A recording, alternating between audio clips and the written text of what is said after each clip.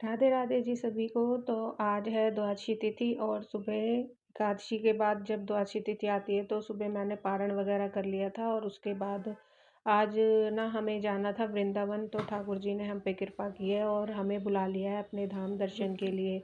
और इससे तो अच्छी बात हो ही नहीं सकती जब कार्तिक माह हो और कार्तिक मास में ठाकुर जी के दर्शन मिल जाएं, इससे अच्छी बात क्या हो सकती है। और आज मैं और मेरे हस्बैंड दोनों जा रहे हैं हम वृंदावन दर्शन के लिए और बच्चे घर पे ही रहेंगे। और हम दोनों दोपहर को 1 डेढ़ बजे वाली बस जाती है गुरुग्राम से, तो हम उसी से जा रहे थे। और ना ये वॉच मेरी ख़राब हो गई थी तो इसे मैं रास्ते में ठीक करने के लिए देती हुई जाऊंगी। तो पहले तो हम हर महीने ही जाते थे, लेकिन अभी कुछ टाइम से हम हर महीने नहीं जा पा रहे हैं, तो कम से कम साल में या 6 महीने में हम एक बार दर्शन के लिए ज़रूर जाते हैं। और कार्तिक मास में तो ज़रूर ही जाते हैं। तो हम निकल चुके हैं दोनों और हमारी बस लेट भी हो गई थी, लेकिन फिर भी हम टाइम से पहुंच गए थे। और हमें पहुंचने में लग गए थे 4 5 घंटे और हमें शाम हो गई थी। तो फ्रेंड्स, मैंने कभी वृंदावन जाके अभी कभी भी आज तक फ़ोटो नहीं खींचे हैं और आज मैंने ये थोड़ी बहुत वीडियो बनाने की कोशिश करी है। आई होप आपको पसंद आए और आप भी दर्शन कर पाएँ। मेरो वृंदावन।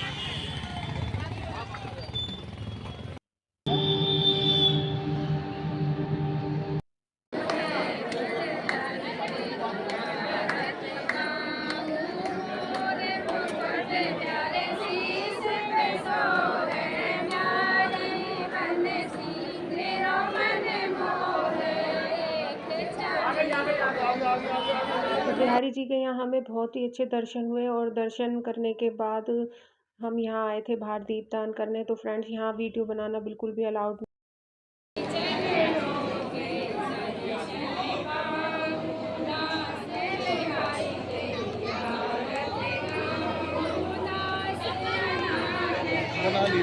तो बिहारी जी के दर्शनों के बाद हम राधा बल्लभ जी के दर्शन के लिए चले गए थे और वहाँ भी हमें बड़े ही अच्छे दर्शन हुए। और आज वहाँ राधा तो आज राधा बल्लभ जी दूल्हा बने हुए थे और आज द्वादशी तिथि पे उनका विवाह होना था रात को। और मंदिर को इतना अच्छा सजाया हुआ था और आरती के भी दर्शन किए हमने। तो आप भी इसका आनंद लीजिए और दर्शन कीजिए।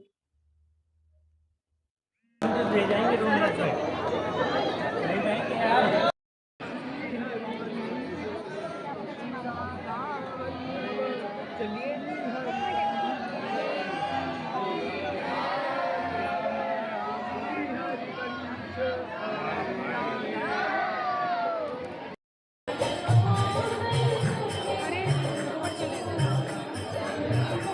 ले ले, तू भी लड्डू ले ले।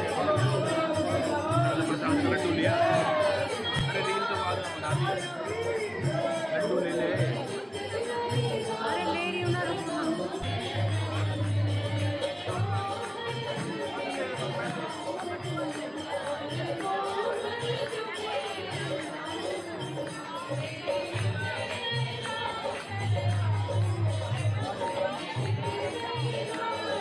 तो फ्रेंड्स, अब हम यहाँ राधा रमन जी के दर्शन के लिए आ चुके थे और यहाँ पर इतना अच्छा मधुर कीर्तन हो रहा था और उसकी धुन आज भी मेरे कानों में गूंज रही है। और इतनी प्यारी यहाँ पर ये सब चलता रहता है यहाँ पे कीर्तन भजन।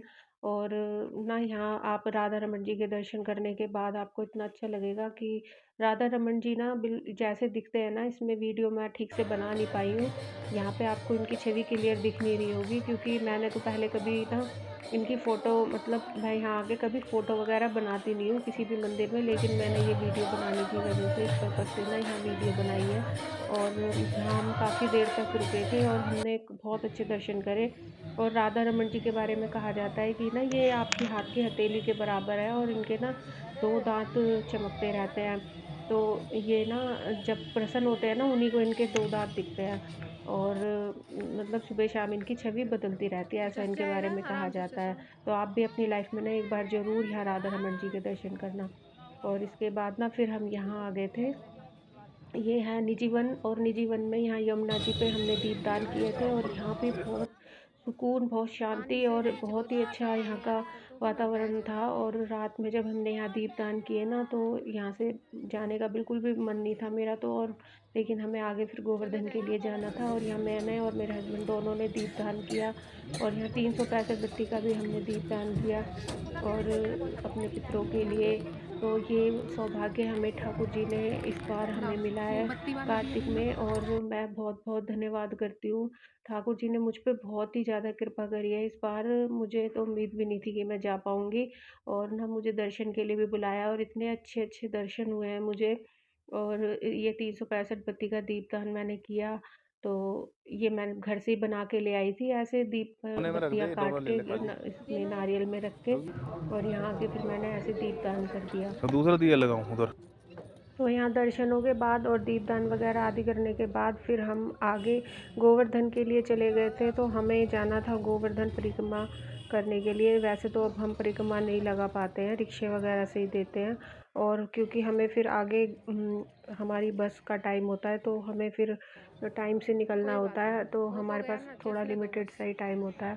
तो आप चाहो तो कर सकते हो, रिक्शे वगैरह से भी बहुत लोग लगाते हैं। तो फ्रेंड्स, मेरे लिए तो मेरी पूजा पाठ का फल यही है कि मुझे भगवान के दर्शन हो गए। इससे बड़ा मेरे लिए और क्या मुझे इसका फल मिलेगा। और इसके बाद फिर हम निकल चुके थे यहाँ पर गोवर्धन के लिए, और रात में काफ़ी रिक्शे वगैरह चलते हैं यहाँ, और इस टाइम पे कार्तिक वगैरह में तो यहाँ पे खूब अच्छी रौनक होती है। और यहाँ फिर ये गोवर्धन जी में ये पुराना मंदिर है गोवर्धन जी का, मुखारबिंद जिसे कहा जाता है। यहाँ से परिक्रमा लगानी शुरू करते हैं, और इसके बाद थोड़ा सा अंदर जाके मानसी गंगा में जो मंदिर है वहाँ पे दूध चढ़ाते हैं। तो यहाँ से हम परिक्रमा करनी शुरू करते हैं, तो यहाँ बाहर लगानी शुरू करते हैं, और फिर यहीं आकर परिक्रमा ख़त्म होती है। और आप रिक्शे से भी परिक्रमा लगा सकते हो और पैदल भी। तो मैंने रिक्शे से भी लगाई है और पैदल भी लगाई है, लेकिन अब की बार हमने परिक्रमा नहीं लगाई थी क्योंकि हमारे पास टाइम नहीं था। हमें बस पकड़नी थी रात की, हमें वापस आना था घर। और फिर उसके बाद हम अंदर मंदिर में चले गए थे, और वहाँ पर वीडियो बनाना बिल्कुल भी अलाउड नहीं है। और जहाँ पर वीडियो बना नहीं सकते, वैसे तो बनाने वाले वहाँ बहुत लोग चोरी छुपे वीडियो बना रहे थे, लेकिन मैंने वहाँ बिल्कुल भी वीडियो शूट नहीं किया, क्योंकि ऐसा वीडियो क्या बनाना जहाँ मतलब हम यहाँ दर्शन के लिए आए। ये तो मैं इस बार बना रही हूँ, वरना मैंने कभी आज तक कभी एक फ़ोटो भी नहीं खींचा मंदिर में, किसी भी मंदिर में। तो आज मैंने ये वीडियो पहली बार बनाया है। और वहाँ बिहारी जी के मंदिर में और गोवर्धन जी में तो मैंने बिल्कुल भी शूट नहीं किया, क्योंकि वहाँ बिल्कुल सख्त मनाही है, और उसके बावजूद भी लोग वहाँ वीडियो बनाते हैं। तो इस तरह हमने वहाँ मंगला आरती के दर्शन किए, उसके बाद दूध चढ़ाया और फिर हम घर आ गए। तो घर आने के बाद फिर ये मेरा अगला दिन है।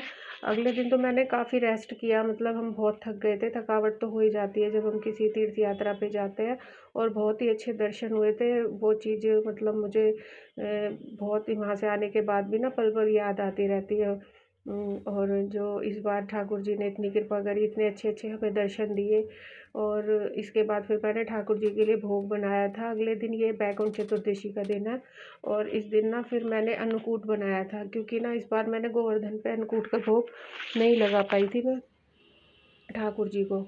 तो मैंने अन्नकूट का भोग लगाया, और ये है पूर्णमासी का दिन। और आज मुझे अपने कार्तिक मास के व्रतों का संपूर्ण समापन करना था। तो यहाँ मैंने सुबह उठ के, जैसे मैं डेली अपनी पूजा करती हूँ, दीपक जगाकर फिर मैंने दीपदान किया है तुलसी में आंवले की। और यह शमी का वृक्ष है एक, उसकी मैं शमी का पौधा है, मेरे तीनों पौधे यहाँ रखे हुए हैं, इनमें मैं दीपदान करती हूँ। और एक आकाश दीप, और एक अपनी धेली पे मैं, जो हमारी चौखट होती है ना मेन गेट, तो यहाँ पे मैंने एक दीप जगाया है। और इस पे जगाने के बाद, ये 5 दीपक लगाने के बाद मैं अपनी मंदिर में पूजा वगैरह करती हूँ। और आज मुझे ये सब करना था समापन, तो फिर इसलिए स्नान दान इसी का महत्व होता है पूर्णमासी को। तो इसके बाद फिर मैंने जो भी दान दक्षिणा थी वो निकाल दी थी, और ये किसी ब्राह्मण को या किसी ज़रूरतमंद को आप दे सकते हो।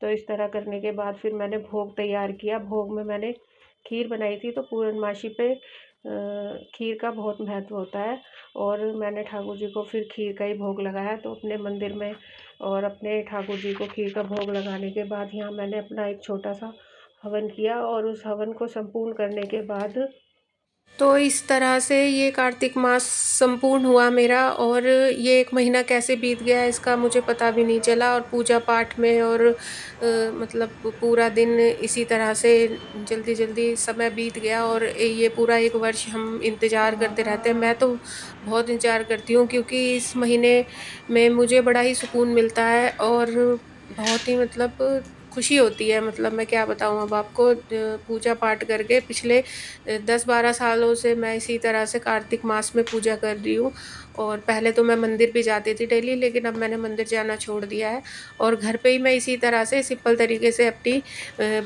कथा और पाठ करके अपनी पूजा को पूर्ण करती हूँ। तो आप सबको भी राधे राधे जी, और आप सबको वीडियो कैसा लगा तो एक लाइक करके ज़रूर बताना।